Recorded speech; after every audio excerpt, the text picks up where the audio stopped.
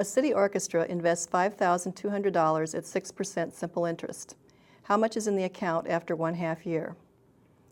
Well, the amount in the account after 1/2 year is going to be the principal, the amount that was originally invested, plus the interest that it earns during 1/2 year.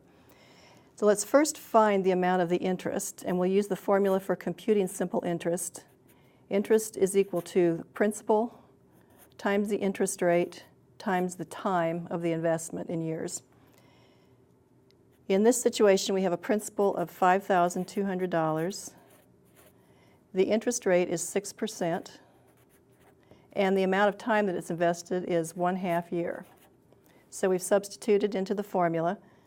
Now let's do this multiplication, $5,200 times 6%. First, let's convert 6% to decimal notation.